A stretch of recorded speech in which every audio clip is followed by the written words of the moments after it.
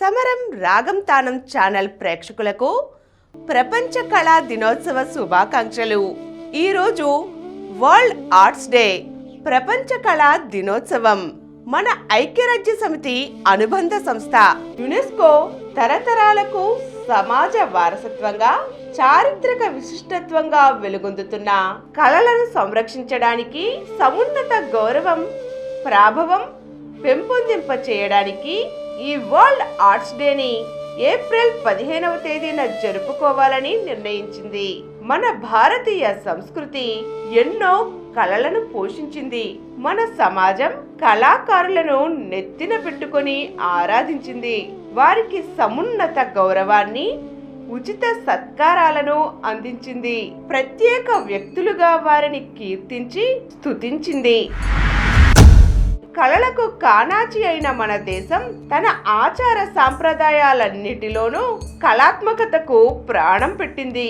ప్రతి శ్రమను పరిశ్రమగా కాక దానిలో ఆటపాటలు జోడించి ఉల్లాసాన్ని నింపింది. నిస్వార్థతకు, దానదయ గుణాలకు పెద్దపీట వేసి కళలలో అసలైన కళాకాంతి నింపిన విశిష్ట సంస్కృతి మనది. కళాకారులు ఎప్పుడూ కళకళలాడుతూ ఉంటారు. అత్యంత అలౌకిక ఆనందాన్ని పొందుతూ ఉంటారు. తమ కళాభిరుచిలో తాదాత్మ్యం చెందుతూ ఉల్లాసంగా ఉంటూ ఎదుటి వారిని ఆనందింపచేస్తూ ఉంటారు.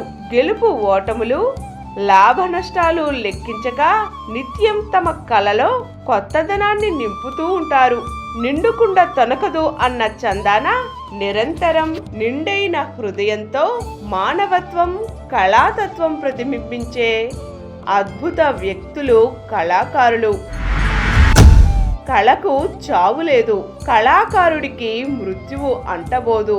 రాజు మరణించే ఒక తార నేలరాలే, కవియు మరణించే ఒక తార నింగి చేరే అన్నట్లుగా కళాకారులు ఎప్పటికీ ప్రజల హృదయాలలో రాజ్యమేలుతూ చిరకాల కీర్తి ప్రతిష్టలతో ధృవతారలుగా వెలుగొందుతారు.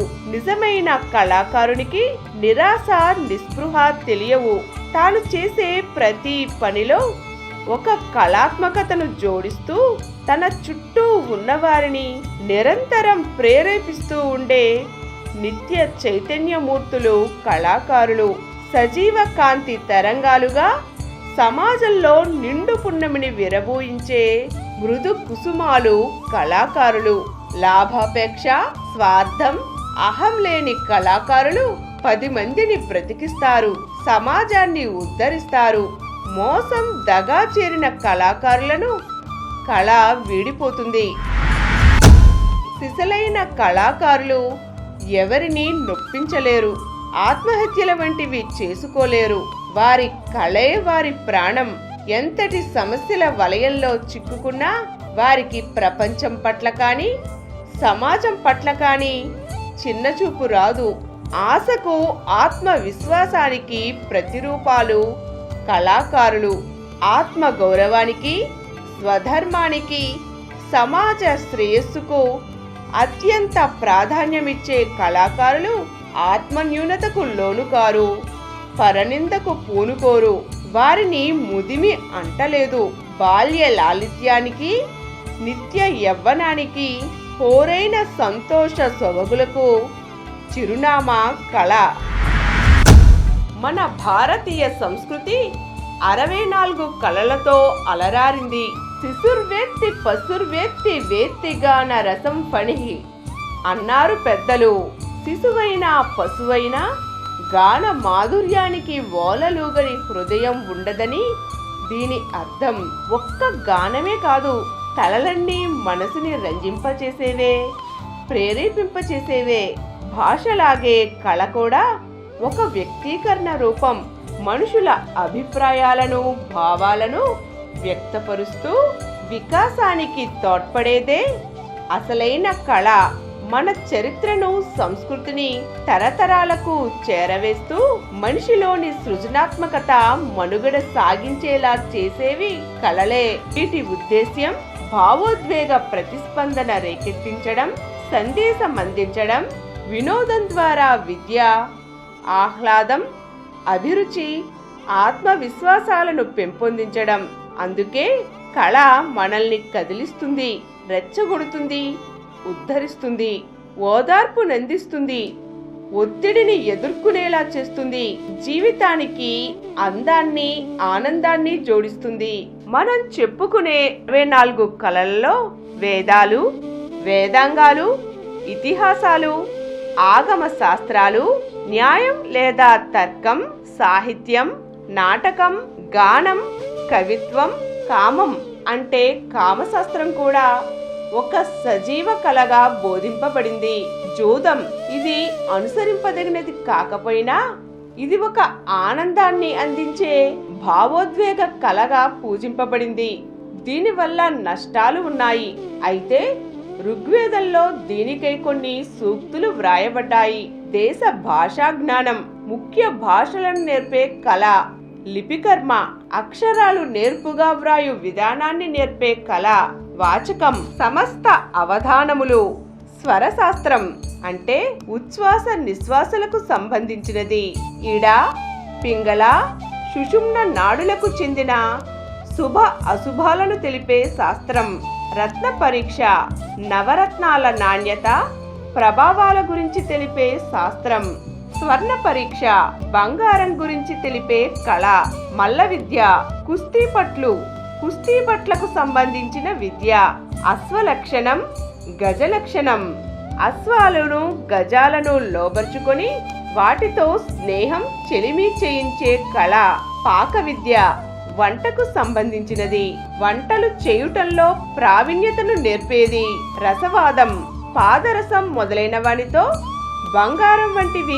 తయారు చేసే నేర్పు, దోహళం, వృక్ష శాస్త్రం, గంధవాదం, అత్తరులు తయారు చేసే విధానం, ధాతువాదం, రసాయన శాస్త్రం, ఖనివాదం, గనులకు సంబంధించిన శాస్త్రం, అగ్నిస్తంభన, అగ్నిలో కాలకుండా ఉండే విద్య, జలస్తంభన, నీళ్లను గడ్డకట్టించి దానిపై నడిచే విద్య, వాయుస్తంభన, గాలిలో తేలియాడే విద్య, ఖడ్గస్తంభన, శత్రువుల ఆయుధాలను నిలిపివేసే విద్య, వశ్యము, పరులను లోబర్చుకునే విద్య, ఆకర్షణము, పరులను ఆకర్షించే విద్య, మోహనము, పరులను మోహింపచేయు విద్య, విద్వేషణము, పరులను విరోధం కల్పించే విద్య, ఉచ్చాటనం, పరులను ఉన్న చోటు నుండి వెళ్ళగొట్టడం, మారణం, పరులకు ప్రాణహాని కలిగించడం, కాలవంచనం, కాలాన్ని గాని పరిస్థితులను గాని మార్పు కలిగించడం, ఆసవ కర్మ, మందులను తయారు చేయు విద్య, లాపు కర్మ, పశు పక్ష్యాదులను స్వాధీనపరుచుకొను విద్య, యుద్ధ విద్య, మృగయ, వేటాడు నేర్పరితనం, రతికళ కౌశలం, శృంగార కార్యాలలో నేర్పరితనం, అదృశ్యకరణి, పరులకు కనబడని రీతిగా మెలగడం, ద్యూతకరణి, రాయబార కార్యాలలో నేర్పరితనం, చిత్రకళ, లోహకళ, లోహాలతో పాత్రలు చేయటం, పాషాణ, రాళ్లు చెక్కడంలో నేర్పరితనం, మృత్కళ, మట్టితో చేయు పనులలో నేర్పరితనం, దారు, చెక్క పని చేయు విద్య, వేళు, వెదురుతో చేయు పనులలో నేర్పరితనం, చర్మ, తోళ్ల పరిశ్రమల విద్య, అంబరకళ, వస్త్ర విద్య, చౌర్య, దొంగతనం కూడా ఒక కళేనండి. దొంగతనం చేయడంలో నేర్పరితనం ఈ చౌర్య కళగా చెప్పబడింది.